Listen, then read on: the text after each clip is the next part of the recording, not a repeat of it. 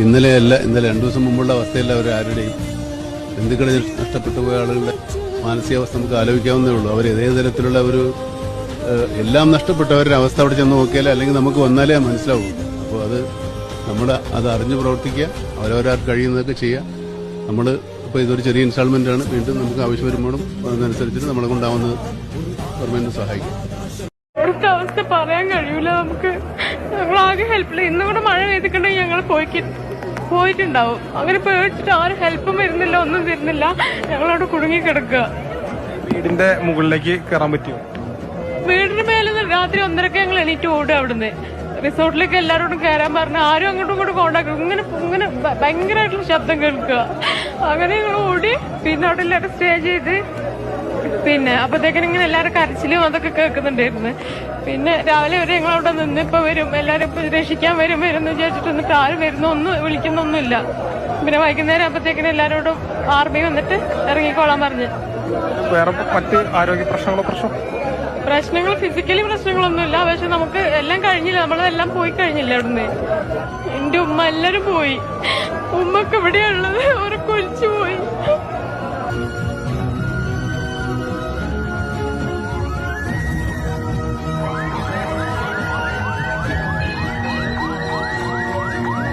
ഇവിടെ എല്ലാ സാധനങ്ങളൊക്കെ ഉണ്ട്, എല്ലാം ഉണ്ട്. എങ്കിലും കുടുംബാംഗങ്ങൾ നഷ്ടപ്പെട്ടവരുടെ കരച്ചിലും വേദനയൊക്കെയാണ് നമുക്ക് കാണുന്നത്.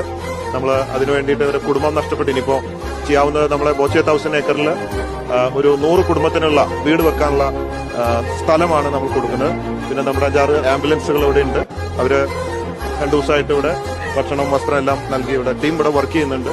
എല്ലാം പോകുന്നുണ്ട്. പറ്റാവുന്ന ക്യാമ്പുകളൊക്കെ വിസിറ്റ് ചെയ്യുന്നുണ്ട്. നമ്മൾ അങ്ങനെയാണുള്ളത്. ഇതിപ്പോ വല്ലാത്ത അവസ്ഥയാണ്. കഴിഞ്ഞ പ്രാവശ്യത്തിൽ എനിക്ക് ഭയങ്കര വിഷമമായിട്ട് തോന്നാം. ഇവിടെ തന്നെ ഞാൻ വന്നിട്ടുണ്ട് പുത്തുമലയുടെ സമയത്ത്. ഇത് അതിലും ഭയാനകമാണ്. മരണം ഒരുപാട് സംഭവിച്ചിരിക്കുകയാണ്. എല്ലാവരുടെ കരച്ചിലും ഒക്കെ കാണുക എന്നുള്ളത് അല്ലാതെ ഒന്നും ചെയ്യാൻ പറ്റാത്ത അവസ്ഥയാണ്. ബാക്കി ഇപ്പൊ ഈ കൊടുക്കുന്ന സാധനങ്ങളൊക്കെ എല്ലാവരും കൊണ്ടിരുന്നുണ്ട്, നമ്മളൊക്കെ കൊണ്ടിരുന്നുണ്ടെങ്കിലും അതിന്റെ ഒരു പരിമിതികൾ ഉണ്ട്. പക്ഷെ അവരുടെ നഷ്ടപ്പെട്ടവരുടെ വേദനകളാണ് നമ്മൾ ഓരോ റൂമിൽ പോകുമ്പോഴും കാണുന്നത്. ഇപ്പൊ നമ്മുടെ ഈ ബോച്ചെ 1000 ഏക്കറിൽ ഇതുവരെ പ്രശ്നങ്ങളൊന്നുമില്ല, വളരെ സേഫാണ്. അപ്പൊ അവിടെ ഒരു 100 കുടുംബങ്ങൾക്കുള്ള വീട് വെക്കാനുള്ള സ്ഥലമാണ് നമ്മൾ നൽകുന്നത്. പിന്നെ ബാക്കി മറ്റുള്ള ആവശ്യമുള്ള സാധനങ്ങളൊക്കെ നമ്മൾ എത്തിക്കുന്നുണ്ട്. എന്തായാലും ഒരുപാട് സംഘടനകൾ ഇവിടെ ഒരുപാട് കാര്യങ്ങൾ ചെയ്തുകൊണ്ടിരിക്കുന്നത് വളരെ ആക്റ്റീവായിട്ട് പറ്റാവുന്നത്. പിന്നെ നഷ്ടപ്പെട്ടു പോയ ജീവിതം നമുക്ക് വേറെ ഒന്നും ചെയ്യാൻ പറ്റില്ല. അവരെ ആശ്വസിപ്പിക്കാൻ, ചേർത്ത് പിടിക്കാം, ഇതൊക്കെയാണ് നമുക്ക് അയക്കാവുന്നത്.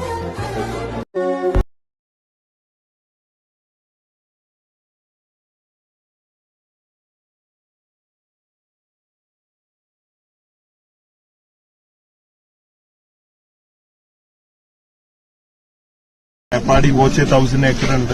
അവിടുന്ന് ഒരു 100 വീട്ടുകാർക്ക് വീട് വെക്കാനുള്ള സ്ഥലം കൊടുക്കാമെന്ന് ഞാൻ അറിയിച്ചിട്ടുണ്ട്. അതിന്റെ സമ്മതപത്രം കാര്യങ്ങളൊക്കെ കൊടുക്കുന്നുണ്ട്. അതാണിപ്പോ എല്ലാവർക്കും ആവശ്യം. അപ്പൊ അതിലേക്കാണ് നമ്മുടെ work. Boche fans charitable trust അതിലാണ് കോൺസെൻട്രേറ്റ് ചെയ്തുകൊണ്ടിരിക്കുന്നത്. ബാക്കി ഇവിടെ ഇഷ്ടംപോലെ ഉണ്ട് ആംബുലൻസ്. അവരെല്ലാം നമ്മുടെ ഉണ്ട് 5 എണ്ണം. ബാക്കി ഒരുപാട് പേരുടെ ആംബുലൻസും സൗകര്യങ്ങളൊക്കെ ഉണ്ട്. എല്ലാവരും നന്നായിട്ട് മലയാളികള് മാതൃകയായി ഇവിടെ വീണ്ടും അബ്ദുൾ റഹീമിന് ശേഷം ഇപ്പോൾ വീണ്ടും മാതൃകയായി ഒരുമിച്ച് നിന്ന് എല്ലാവരും വന്ന് വർക്ക് ചെയ്ത്, അല്ലെങ്കിൽ ഇതിലും വലിയ അപകടങ്ങൾ ഉണ്ടായേനെ. അതുകൊണ്ട് ഇവിടെ ടീമൊക്കെ ഭയങ്കര സ്ട്രോങ് ആയിട്ട് 2-3 ദിവസമായിട്ട് ഉറങ്ങാതെ ഇവിടെ നിന്നിട്ട് വർക്ക് ചെയ്യുന്നുണ്ട് ഒരുപാട് പേരൊക്കെ. ചവിട്ടി നിന്ന മണ്ണും സ്വന്തക്കാരും സ്വന്തമായതും ഒറ്റ രാത്രിയിൽ ഒലിച്ചു പോകുമ്പോഴുള്ള വേദന എത്രയോ ഭീകരമാണ്. ഒരുപാട് സാധുജന്മങ്ങളുടെ ഒരായുഷ്കാലത്തിന്റെ സ്വപ്നങ്ങളും പ്രയത്നങ്ങളുമാണ് ഒറ്റ രാത്രിയിൽ കുത്തിയൊലിച്ചു പോയത്. പിഞ്ചു കുഞ്ഞുങ്ങളടക്കം എത്രയോ പേരാണ് ഇപ്പോഴും മണ്ണിനടിയിൽ. പക്ഷേ പ്രളയവും മഹാമാരിയും നിപ്പയും അതിജീവിച്ചവരുടെ നാടാണ് നമ്മുടേത്. മണ്ണിനടിയിൽ അകപ്പെട്ടുപോയ ഒരു കൂടപ്പിറപ്പിനു വേണ്ടി ഒന്നിച്ച് ശബ്ദമുയർത്തിയവരുടെ നാടാണ് നമ്മുടേത്. പള്ളിയും മദ്രസയും അമ്പലങ്ങളുമൊക്കെ ജാതിമത ഭേദമന്യേ വേദനിക്കുന്നവരുടെ മുമ്പിൽ തുറന്നു കൊടുക്കുന്നവന്റെ നാട്. നമ്മള് ഇതും അതിജീവിക്കും. ഇപ്പോൾ അവിടെ പെയ്യുന്നത് മഴയല്ല, നന്മയുള്ള കുറെ മനുഷ്യരാണ് സാന്ത്വനവുമായി ആ ദുരന്ത ഭൂമിയിൽ പെയ്തിറങ്ങുന്നത്. അവർക്കൊപ്പം ചങ്കിൽ കൈവച്ച് നമുക്കും പറയാം, ഒറ്റയ്ക്കല്ല വയനാട്, കൂടെയുണ്ട് ഞങ്ങൾ.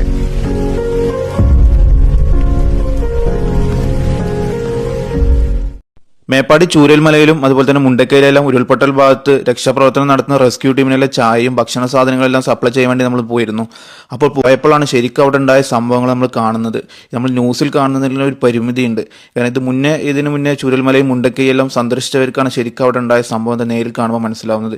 അത്രയും ഭയാനകമായ സംഭവമാണ്. അത്രയും വലിയ നമ്മൾ ഈ ഫോട്ടോയിലും വീഡിയോയിലും കാണുന്ന രീതിയിലുള്ള കല്ലുകളും കാര്യങ്ങളൊന്നും അല്ല അവിടെ കാണുന്നത്. നേരിൽ ചെന്നാലാണ് ആ കല്ലിൻ്റെ വലുപ്പം, അവിടെ ഉണ്ടായ ഈ ഉരുൾപൊട്ടലിൻ്റെ ആഘാതം എത്രയാണ് നമുക്ക് ശരിക്കും മനസ്സിലാവുക. അത്രയും ഭയാനകമായ ഒരു അവസ്ഥയാണ് അവിടെ.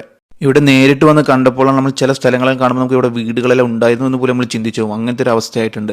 അതുപോലെ തന്നെ ഇവിടെ രക്ഷാപ്രവർത്തനം നടത്തുന്ന ആളുകൾ എത്ര നന്ദി പറഞ്ഞാലും അവർക്ക് മതിയല്ലോ. കാരണം അത്രയും കഷ്ടപ്പെട്ടിട്ടാണ് അവർ ഓരോ കാര്യങ്ങളും ചെയ്യുന്നത്. ഇനി ഇവിടെ ദുരന്ത സ്ഥലത്താണെങ്കിലും ക്യാമ്പുകളിലാണെങ്കിലും ആംബുലൻസ് സർവീസ് എല്ലാ ഇതിലും കാര്യങ്ങളിലും എല്ലാ കൂട്ടായ്മകളും പങ്കെടുത്ത് ചെയ്യുന്നുണ്ട്. അതിൽ ഒരു കൂലിയോ കാര്യങ്ങളോ പ്രതീക്ഷിക്കാതെയാണ് അവരെല്ലാം ചെയ്യുന്നത്. അവർക്ക് എത്ര നന്ദി പറഞ്ഞാലും മതിയാവില്ല. കുടുക്ക പൊട്ടിക്കാനുള്ള കാരണം എന്താണ് അരുണേ? എന്റെ പേര് മുഹമ്മദ് അരുൺ. ഇതെന്റെ രണ്ടനിയത്തിമാര് ഗിഹ, ദുവ. ഞങ്ങള് പ്രളയത്തിന്റെ അന്ന് തൊട്ട് എടുത്തുവെക്കണ കാശാണ്. പ്രളയത്തിന്റെ അന്ന് വന്നപ്പോ ഞങ്ങൾ ഈ കാശ് മൊത്തം കൊടുക്കാറ്. ഇതിപ്പോ അന്ന് തൊട്ട് ഞങ്ങൾ എടുക്കേണ്ട കാശാണ്. ഞങ്ങള് ബുക്കോ സൈക്കിളോ മേടിക്കാൻ എന്താണ് ഞങ്ങൾക്ക് പോയിരിക്കും. പക്ഷേ ഇതത്ര കാശല്ലാന്ന് ഞങ്ങൾക്കറിയാം. പക്ഷെ ഞങ്ങൾ എടുത്തോളാം. അപ്പോഴാണ് ഈ കേട്ടത് മല പൊട്ടിന്ന് പറഞ്ഞത് വയനാട്.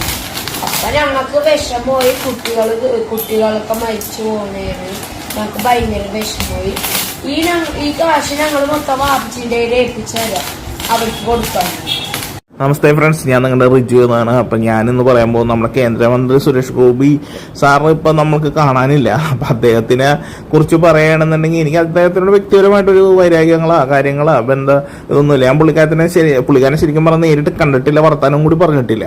എന്നാലും ഞാൻ പറയുകയാണ്, ഇങ്ങേറെ ഈ കാട്ടായം കണ്ടു കഴിഞ്ഞാൽ തൃശ്ശൂർക്കാരെങ്ങനെ സഹിക്കും? ഇത്ര മോശം കാട്ടായങ്ങൾ ആക്ടിങ് നടത്തിക്കോ കുഴപ്പമൊന്നുമില്ല, ആക്ടിങ് നടത്തണമെങ്കിൽ കുഴപ്പമൊന്നുമില്ല. ഇവിടെ വി ഡി സതീശൻ നല്ല ആക്ടറാണ്, നിങ്ങളെക്കാൾ നല്ല ആക്ടറായിരുന്നു. അപ്പോൾ അതൊക്കെ വീട്ടാക്ക്. പക്ഷേ ഈ സുരേഷ് ഗോപി എന്തോരം എൻ്റെ കൂട്ടുകാരൻ വേണ്ടി ഞാൻ ഇതേപോലെ തന്നെ നമ്മുടെ രമേശി ഇവരെയൊക്കെ ഇയാൾ ഇൻസൾട്ട് ചെയ്യാൻ കണ്ടിട്ടുണ്ടല്ല. BJP തന്നെ എനിക്ക് ഇഷ്ടംപോലെ കൂട്ടുകാരന്മാരുണ്ട് BJP. അവരെയൊക്കെ നമ്മളുമായിട്ട് ഭയങ്കര കമ്പനിയാണ്. ഇപ്പം ഞാൻ എന്തെങ്കിലും പറഞ്ഞാൽ അവരെന്നെ വിളിച്ചു ചോദിക്കും, എന്തിനാണ് നീ അത് പറഞ്ഞതെന്നൊക്കെ വിളിച്ചു ചോദിക്കും. വല്ല ചീത്തയൊക്കെ പറയാൻ സാധ്യതയുണ്ട്. അതുപോലെ കമ്മ്യൂണിസ്റ്റിൽ തന്നെ LDF തന്നെ നമ്മുടെ കൂട്ടുകാരന്മാരെല്ലാം ഗ്യാങ്ങാണ്. അതുപോലെ UDF എന്ന് പറഞ്ഞാൽ ഞാനൊരു UDF പ്രവർത്തനം ഉണ്ടായിരുന്നു. ഇപ്പം അല്ല, ഇപ്പം നമുക്ക് ജോലിയുടെ കാര്യങ്ങളിലൊക്കെ കൊണ്ട് നമുക്ക് പറ്റൂല. അപ്പം അതുകൊണ്ട് ഈ പറഞ്ഞ കൂട്ടുകാരന്മാരൊക്കെ കൊള്ളുകൊണ്ട് നമ്മൾ ആവശ്യത്തിന് ഫ്രണ്ട്ഷിപ്പ് നിലനിർത്താറുള്ളൂ. ഇയാൾ എന്തോന്ന് കിടന്ന് കാണിക്കുന്നത്? സാമ്യക തെറി വിളിക്കുന്നു ഈ സുരേഷ് ഗോപിനെ. അതേപോലെ തന്നെ തൃശ്ശൂർക്കാർ ഇപ്പം മീഡിയാസ്, താൻ ഈ ഓരോ മീഡിയാസ് ഒന്നും താങ്കളുടെ ചോദ്യം ചോദിക്കുമ്പോൾ താൻ ആരാണെന്നാണ് വിചാരം? താൻ ഒരു കേന്ദ്രമന്ത്രി എന്ന് പറഞ്ഞു കഴിഞ്ഞാൽ താൻ വല്ല IAS പരീക്ഷ എഴുതി പാസ്സായതാണ്? ഇല്ല, ജനങ്ങൾ തന്നെ തെരഞ്ഞെടുത്ത് കൊണ്ട് അവിടെ കൊണ്ടേ ആക്കിയിരിക്കുന്നതാണ്. എന്തിനു വേണ്ടി? ജനങ്ങളുടെ കാര്യം നടത്താൻ വേണ്ടി. ഇവിടെ ഇത്രയും വലിയൊരു ഉരുൾപൊട്ടലുണ്ടായി, എല്ലാം ഉണ്ടായി. പിണറായി വിജയൻ സാറൊക്കെ നല്ല രീതിയിൽ നിന്ന്. പിന്നെ താൻ പറഞ്ഞ പിണറായി വിജയൻ പോയിട്ട് അവിടെ പോയി തടുക്കുമെന്നൊക്കെ ഈ പറഞ്ഞ പരിപാടികൾ. പിന്നെ കേരളം ആവശ്യപ്പെട്ടെന്ന്. എന്ത് കേരളം ആവശ്യപ്പെട്ട? താൻ പിന്നെ ആരവിടെ നിന്നാണ് ഇവിടെ നിന്ന് പോയിരിക്കുന്നത്? കേരളം എന്താണ് തന്നോട് ആവശ്യപ്പെടേണ്ടത്? കാല് പിടിക്കണോ? പൂജക്ക് ഇത് ചെയ്യണോ? താൻ ബ്രാഹ്മണനാവാനൊക്കെ പോയല്ലേ? ബ്രാഹ്മണനാവണേക്ക് മുമ്പേ ഇത്രയുള്ള ജനങ്ങളായിട്ട് ആദ്യം തന്നെ കോർഡിനേറ്റ് ചെയ്യാൻ. ഈ ദൈവങ്ങൾ എന്ന് പറഞ്ഞാലേ ഈ ഭൂമിയിലുള്ളതാണ് ദൈവങ്ങൾ. അല്ലാണ്ട് താൻ പറയണോട്ട് ഈ വിഗ്രഹങ്ങളായിട്ടിരിക്കണം അല്ലോ മറ്റുള്ളതൊന്നും അല്ല. എല്ലാ ദൈവങ്ങളെയും നമ്മൾ ഈ പറഞ്ഞ ഭക്തിയൊക്കെ ചെയ്യണമാണ്. എന്നാലും ഞാൻ പറയും, ഈ പറഞ്ഞ ഇപ്പൊ തന്നെ മോഹൻലാൽ പോയി, മമ്മൂട്ടി പോയി, അവർക്കൊക്കെ വല്ല ഇതുണ്ടാ? നല്ല ഡീസന്റ് മനുഷ്യരേ. ഉള്ള കാര്യം ഞാൻ പറയണേന്ന് എന്താ? മറ്റുള്ള ജനങ്ങൾ ഇപ്പൊ പൃഥ്വിരാജ് ഉണ്ട്, ഇന്ദ്രത്തേണ്ണൊക്കെ ഉണ്ട്, നല്ല ഡീസന്റ് ആണ് അവരൊക്കെ, നമുക്കറിയാവുന്നതാണ്. തന്നെ പോലെ ഇതേപോലെ കാണിച്ചു. പിന്നെ താനിപ്പോൾ അമ്മയുടെ ജനറൽ ബോഡി മീറ്റിങ്ങിലൊക്കെ ചെന്നിട്ടുണ്ട് അഭിനയം കാഴ്ച വെക്കാനായിട്ട്. തനിക്ക് നാണാവോ? അവിടെ പോയില്ലെങ്കിൽ പോകരുത്. ഇപ്പൊ മന്ത്രി ആയിക്കണം, എന്തോ പൊങ്ങത്തിരിക്കണമെന്നാണ് വിചാരം. എൻ്റെ പൊന്ന് ഇഷ്ടം നമ്മളോട് ഈ പറഞ്ഞോട്ട് നമ്മുടെ മോദി സാറിനോടൊക്കെ ഞാൻ കൃത്യമായിട്ട് പറഞ്ഞിട്ടുണ്ട് അന്ന് തന്നെ താൻ നിൽക്കണ സമയത്ത്. പിന്നെ ഈ ഇലക്ഷനൊന്നും വെറുതെ അനാവശ്യങ്ങളൊന്നും വിളിച്ച് പറയണ്ടല്ല. പാർട്ടിപരമായിട്ടൊന്നും നമുക്ക് താല്പര്യമില്ല. ഇത് കാണുമ്പോൾ ഇതൊക്കെ പറയാണ്ടിരിക്കാൻ പറ്റൂല. മോദിജി നമ്മളോട് ചോദിച്ചു റിജു ജയിക്കും. നമ്മൾ ജയിക്കൂല, പുള്ളി ജയിക്കാൻ പോണില്ല തൃശ്ശൂര്. അപ്പൊ അതുകൊണ്ട് പുള്ളി വന്ന് തങ്ങൾക്ക് വേണ്ടി വർക്ക് ചെയ്ത് മോദിജിയുടെ ബലത്തിനാണ്. അല്ലാണ്ട് താൻ ഈ പറയുന്ന ആക്ടറാണ്, എനിക്ക് വേണ്ടി വോട്ട് ചെയ്ത്. തനിക്ക് ആര് വോട്ട് ചെയ്യുന്ന പറഞ്ഞേ? താൻ മന്ത്രിയാവുമെന്ന് കണ്ട് വോട്ട് ചെയ്താക്കാണ്. തനിക്ക് ആര് വോട്ട് ചെയ്തിട്ടില്ല. തനിക്ക് വോട്ട് ചെയ്തെങ്കിൽ താൻ 2 പ്രാവശ്യം ഒന്നും തോക്കൂലായിരുന്നല്ലോ, ജയിച്ചാനല്ല.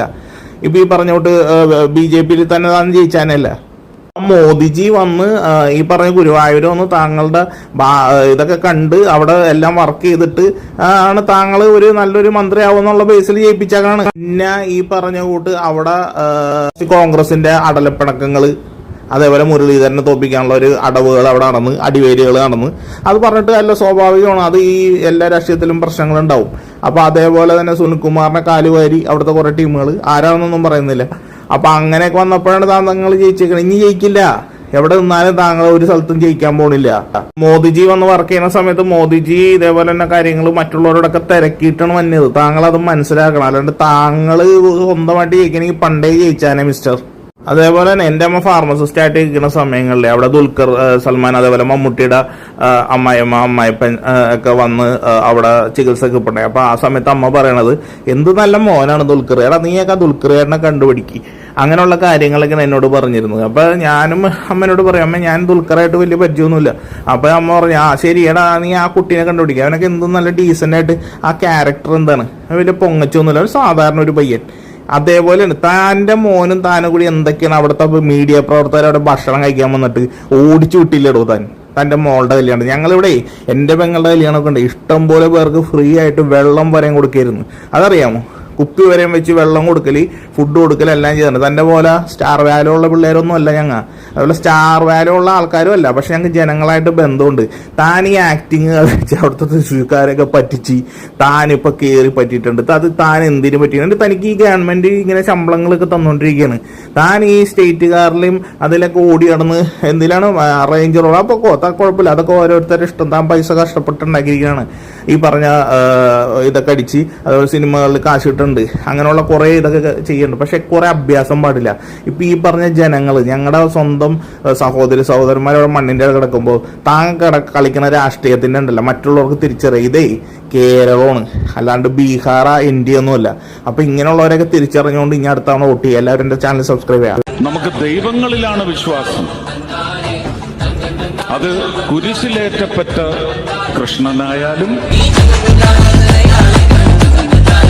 ഒരു 10 ദിവസത്തേക്ക് എന്തായാലും കച്ചവടം നടക്കാൻ പറ്റില്ല. കാരണം ഞാൻ ഇപ്പോൾ ഇതോട്ട് വയനാട് പോവാണ്. ന്യൂബോണിന്റെ ഉണ്ട്, ന്യൂബോൺ ഫിക്സിൻ്റെത് കേട്ടോ.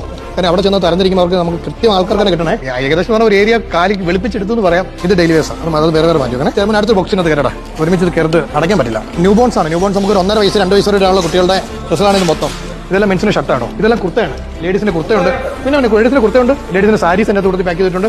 പിന്നെ കുട്ടികൾക്കുള്ള ഇന്നർ ഗാർമെന്റ്സ് ഞാൻ പറഞ്ഞായിരുന്നല്ലോ, അതാണ് ഭയങ്കര ഷോർട്ടേജ്. അവർക്ക് അവിടെ കിട്ടാൻ പാടായിരിക്കും. നമ്മളെല്ലാം ഓരോ സെപ്പറേറ്റ് ആക്കുവാണെങ്കിൽ ഒരു വലിയ ലോറി വിളിച്ചാൽ ഇത് തീരത്തില്ല. ടീഷർട്ട് എല്ലാം നമ്മൾ ക്ലാസിക് പോളോയുടെ ടീഷർട്സ് ആണ്, ക്ലാസിക് പോളോയുടെ ഓട്ടോയുടെ ടീഷർട്സ് ഇതൊക്കെയാണ് ഇവിടുന്ന് കൊടുത്തു വിടുന്നത്. ഇത് അർഹതപ്പെട്ടവരുടെ കൈകളിൽ കിട്ടണം. എൻ്റെ വൈഫിനും എൻ്റെ കുഞ്ഞുങ്ങൾക്കും ഒരു ഡ്രസ്സ് വാങ്ങി വീട്ടിലേക്ക് പോകുന്നത് എങ്ങനെയായിരിക്കും? അവരുടെ കൈ കൊടുക്കുമ്പോൾ അവരുടെ സന്തോഷം തരും. അതേ പ്രതീതിയോടെ ഞാൻ ഇവിടുന്ന് പൂർണ്ണ സംതൃപ്തിയോടെ ഇതുമായി വയനാട്ടിലേക്ക് പോകുന്നു. പുതിയ ഓണത്തിന് വേണ്ടിയിട്ട് വന്ന പുതിയ ബണ്ടുകളെ ഞങ്ങൾ പൊട്ടിച്ച്, അതുപോലെ തന്നെ പൊട്ടിച്ച് ഞങ്ങളുടെ മുതലാളി പറഞ്ഞു കഴിഞ്ഞാൽ പിന്നെ ഞങ്ങൾക്ക് പിന്നെ നോക്കേണ്ട ആവശ്യമില്ലല്ലോ. അല്ല ഇങ്ങനെയൊക്കെയുള്ള കാര്യങ്ങൾ പുള്ളി മുന്നിട്ട് നിൽക്കുന്ന ഒരു കാര്യം. ഹായ് നമസ്കാരം, കൊട്ടാരക്കര സ്റ്റൈൽ ആൻഡ് ഫാഷനിലാണ്. നമ്മളിപ്പോൾ വയനാട്ടിലേക്ക് പോവാണ്. അതിന്റെ പാക്കിംഗ് ആണ് നടക്കുന്നത്. സത്യം പറഞ്ഞാൽ ഈ കടയിൽ ഏകദേശം ഒക്കെ കാലിയായിട്ടുണ്ട് കേട്ടോ. കുട്ടികൾക്കുള്ള ഡ്രസ്സാണ് ഇപ്പോൾ പാക്ക് ചെയ്തുകൊണ്ടിരിക്കുന്നത്. പോപ്പീസ് പോലുള്ള ബ്രാൻഡഡ് സാധനങ്ങൾ മാത്രമാണ് കൊടുക്കുന്നത്. ഇവിടെ ബ്രാൻഡഡ് അല്ലാത്ത ഒരു സാധനമില്ല. ഷൈൻ എന്തായി പാക്കിംഗ് ഒക്കെ? ഒരു 2 മണി കൂടി തിരിക്കണമെന്ന് വിചാരിച്ച്, പക്ഷേ നമ്മൾ പറഞ്ഞു നമ്മുടെ വലിയ ബണ്ടിലുകളായി വന്ന് നമ്മൾ അടുക്കി റാക്കിലേക്ക് വെക്കുന്ന അത്ര എളുപ്പമല്ല റീപാക്കിംഗ്. കാരണം മറ്റേന്ന് പറയുമ്പോൾ നമ്മളെല്ലാം ഫുൾ പാക്കായിട്ട് വരും, സീരീസ് ഉണ്ടാവും. നമ്മളത് കൗണ്ടറിലേക്ക് വെച്ച ശേഷം ഇതെല്ലാം ബോക്സുകളെല്ലാം കളയുക ചെയ്യും. ഞാൻ നോക്കുമ്പോൾ നല്ല അത്യാവശ്യം 1000 രൂപയുടെ പുറത്തുള്ള ഡ്രസ്സുകളൊക്കെയാണ്. സാരി എടുക്കുകയാണെങ്കിൽ തന്നെ ഇതെന്താണ് ഇങ്ങനെ ഇത്രയും ഒരു വിലയുള്ള സാധനങ്ങൾ കൊടുക്കണമെന്ന് തോന്നാൻ കാരണം? അല്ല ഞാൻ പറഞ്ഞല്ലോ, ഞാനത് അവർക്ക് നല്ല സാധനം കിട്ടണം. അമ്മേനടുത്ത് മോനെ പേടിക്കണ്ട കേട്ടോ, പേടിക്കണ്ട കേട്ടോ, നല്ല പേടിക്കണ്ട വാച്ചു പേടിക്കണ്ട കേട്ടോ, പേടിക്കണ്ട, നല്ല സ്ഥലത്ത് പോട്ടാ കിടക്കാന്, പേടിക്കണ്ട കേട്ടോ. മേജർ മഹാദേവൻ പ്ലീസ്, ഈ രാജ്യത്തിന്റെ മുഴുവൻ നന്മയ്ക്കായി ജീവൻ ബലിയർപ്പിച്ച ഒരു മനുഷ്യന് വേണ്ടി, ഇത്രയും കാലം സെല്യൂട്ട് തന്ന് ആദരിച്ച ആ സഹപ്രവർത്തകന് വേണ്ടി അയാളുടെ മൃതദേഹം യാത്രയാകുമ്പോൾ എനിക്കൊരു കടമ കൂടി ബാക്കിയുണ്ട്. ആദരവോടെ അവസാനമായി നൽകുന്ന ഒരു സല്യൂട്ട്. അതും കഴിഞ്ഞ് സമയമുണ്ടെങ്കിൽ ആവാം വിശദീകരണം. That's all for now. Okay?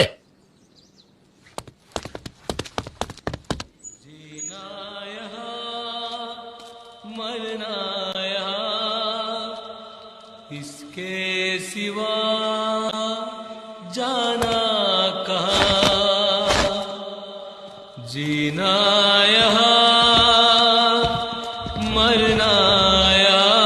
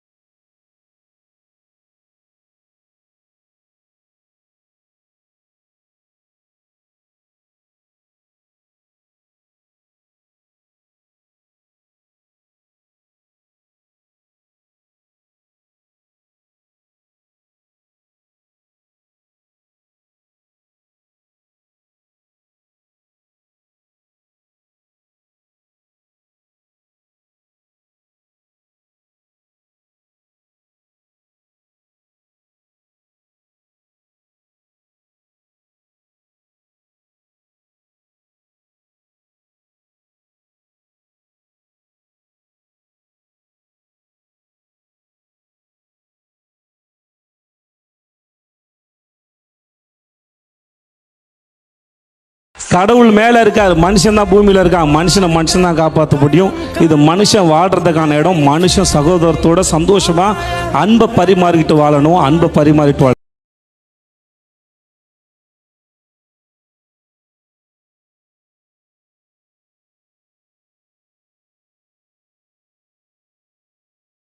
யார் இந்த கடவுள்? முன்ன பின்ன தெரியாத ஒரு பையனுக்காக கண்ணீர் விடுற அந்த மனசு இருக்க, അതാണ് கடவுள். ക്യാരക്ടർ നഷ്ടപ്പെട്ടു എന്ന് പറഞ്ഞാല് പ്രാണൻ നഷ്ടപ്പെട്ടു എന്നാണ്. ഒറിജിനൽ മരണത്തിന് തൊട്ട് മുമ്പുള്ള മറ്റൊരു മരണം. എത്ര ദിവസം എടുത്താലും നമ്മൾ ഈ മണ്ണിനടിയിലായി പോയ മനുഷ്യനെ മുഴുവൻ കണ്ടെത്തുന്നവരെ ഈ ദൗത്യം അവസാനത്തെ വ്യക്തിയെ കണ്ടെത്തുന്നവരെയുള്ള ദൗത്യം തുടരാനാണ് ഇപ്പോൾ തീരുമാനിച്ചത്. അതിലൊരു ആശങ്കയും ആവശ്യമില്ല, ഒരു തെറ്റിദ്ധാരണയും ആവശ്യമില്ല. ഈ പ്രാവശ്യം 10,000 രൂപ ചായക്കടയിൽ നിന്ന് കിട്ടിയ വരുമാനവും പിന്നെ പെൻഷൻ കിട്ടിയ 2 പേർക്ക് കിട്ടിയ പെൻഷനും. എനിക്ക് 10,000 രൂപ ഒരു പലിശ കൊടുക്കണമായിരുന്നു. ആൾക്കാരെ സ്വർണ്ണമൊക്കെ മേടിച്ച് പണയം വെച്ചത് അത് കൊടുക്കാൻ വേണ്ടി പിന്നെ ഞാൻ പോയി ബാങ്കിൽ നിന്ന് എടുത്തതാ. വീട്ടിൽ കൊണ്ടുവച്ച് അന്ന് പോകാൻ പറ്റിയില്ല. അപ്പോൾ ഇന്നലെ കൊടുക്കാമെന്ന് വെച്ചപ്പോൾ ഇന്നലെ രാവിലെ ചായ കടയിൽ നിന്ന് വീട്ടിൽ ചെന്ന് വാർത്ത കിട്ടപ്പോഴാണ് വാർത്ത പറയുന്നത്. അപ്പം ഇത് എല്ലാവരും സഹായങ്ങൾ ചെയ്യാനുള്ളത്. അത് കേട്ടപ്പോൾ തന്നെ എൻ്റെ ഭർത്താവ് പറഞ്ഞൊരു കാര്യം ചെയ്യുക, ആ പൈസ എടുത്ത് പെട്ടെന്ന് സാരി എടുത്ത് കൊടുത്ത് കളക്ടറേറ്റിൽ കൊണ്ട് കൊടുക്കാൻ പറഞ്ഞു. അപ്പോൾ ഞാൻ അത് പലിശയൊക്കെ അവിടെ കിടക്കട്ട് ഇത് കൊണ്ടുവന്ന് കൊടുക്കും. അപ്പോൾ നമുക്കിത് നേരിട്ട് വയനാട്ടിൽ പോയി കൊടുക്കാൻ പറ്റത്തില്ല. ആർക്കെങ്കിലും കുടിവെള്ളമോ ആഹാരമോ ഒരു നേരത്തേക്ക് 10 കവർ ബിസ്ക്കറ്റോ ഒന്നും വാങ്ങിച്ചു കൊടുക്കാൻ നമുക്ക് പറ്റത്തില്ല. അപ്പോൾ അതുകൊണ്ടാണ് ഇങ്ങനെ കൊടുത്തത്. അപ്പോൾ അവരുടെ നാവുമ്പോൾ നേരിട്ട് കൊടുത്തോളുമല്ലോ. അപ്പോൾ ആർക്കെങ്കിലും ഒരു ഉപകാരപ്പെടട്ടെ. ഇതിപ്പോൾ ഞാൻ കൂട്ടി വെച്ചിട്ട് ചിലപ്പോൾ ഞാൻ ഉരുണ്ട് വീണ് മരിച്ചു പോയാൽ ഈ 10,000 പലിശയും കൊടുക്കാൻ ഒക്കത്തില്ല, ഇതും നടക്കത്തില്ല. അപ്പോൾ അതുകൊണ്ടൊരു ചെറിയ സഹായം ചെയ്തതാണ്. നമ്മളെ കൊണ്ടാവുന്ന ഓരോരുത്തർക്കും നമ്മളെ പോലെയുള്ള ആളുകളാണ് ഇവിടെ കഷ്ടപ്പെടുന്നത്. ഇന്നലെ 2 ദിവസം മുമ്പുള്ള അവസ്ഥയില്ല അവർ ആരുടെയും. ബന്ധുക്കളെ നഷ്ടപ്പെട്ടു പോയ ആളുകളുടെ മാനസികാവസ്ഥ നമുക്ക് ആലോചിക്കാവുന്നേ ഉള്ളൂ. അവർ ഏതേ തരത്തിലുള്ള ഒരു എല്ലാം